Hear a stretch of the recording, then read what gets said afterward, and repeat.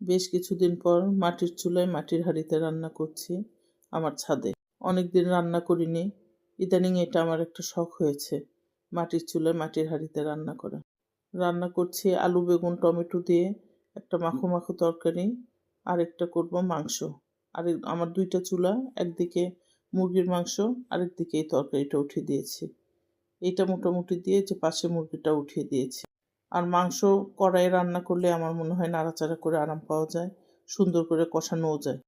দুই দিকে দুইটা দিয়েছি, দেখতে অনেক সুন্দর লাগছে। দুই দিকে একেবারে তাল সামলানোটা কঠিন হয়ে যায়। এজন্য এই তরকারিটা আগে উঠিয়ে দিয়ে মোটামুটি যখন একটু সাইজে এসছে তখন আমি ওই পাশে কড়াই উঠিয়ে দিয়েছি। হাতে তো আর দুইটা নাড়া যাবে না। যদিও আমার সাথে আমার বাসার এক ভাবি আছে, আগেও তোমাদের বলেছি আপু, আমি যখনই রান্না করি, দুপুরেই করি রাতেই করি, উনি সবসময় আমার সাথে থাকেন। রান্নাটা চমৎকার হচ্ছে, তরকারির কালারটা এত সুন্দর এসেছে। আর আমি যখন মাটির পাতিল রান্না করি তখন মাটির কলসও ব্যবহার করি, কলস থেকেই পানি দিচ্ছিলাম। এটা আমার অনেক ভালো লাগে। মনে হয় সব কিছু মাটির ব্যবহার করব। কিন্তু মাটির পাতিল বেশি বড় পাওয়া যায় না, এর চেয়ে বড় আর পাই না, হয়তো আছে কিন্তু আমি পাইনি। যেটুকু আছে যা আছে এটা দিয়ে আমি শুরু করেছি। ভালো লাগা অনেক বেশি কিছু লাগে না, একটু হলেই হয়। আর আমি অল্পতে অনেক খুশি, আলহামদুলিল্লাহ। আরেকদিকে মুরগির মাংসের জন্য মশলা কষাবো, পেঁয়াজ ভাজি শুরু করেছি। হয়তো দেখতে পাচ্ছ দুই পাতিল একভাবে ওইভাবে সবসময় দেখানো যায় না, তারপরেও চেষ্টা করেছি একটু দেখানোর জন্য।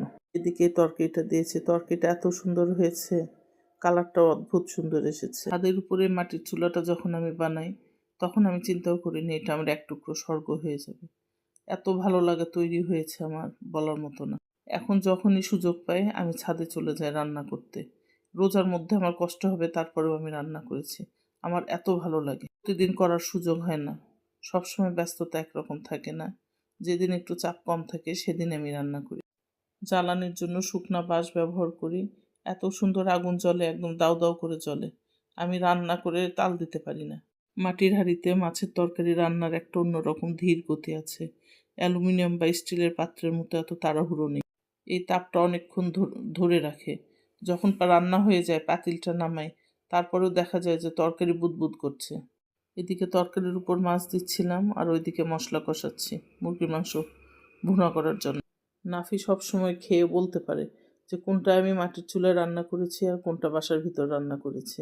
ও মাটির চুলার রান্না এত পছন্দ করে, যেদিন ভার্সিটি থেকে আসবে আমাকে আগেই বলবে, আম্মু আমি যেদিন যাব তুমি কি মাটির চুলায় একটু রান্না করতে পারবা। ছেলেটা আমার এত মায়া নিয়ে বলে, ভিডিও কলে কথা বলি। তো আমার যত ব্যস্ততায় থাক মনে হয় আজকে নাফি আসবে, আমি রান্না করব। আমি সবসময় এটা করার চেষ্টা করি। ছেলেটা এত খুশি হয়। পাশাপাশি আমি মাটির হাঁড়িতে ভাতটাও রান্না করি। ও ভার্সিটি থেকে আসার পর পাতিল সহ আমি টেবিলে রেখে দিই।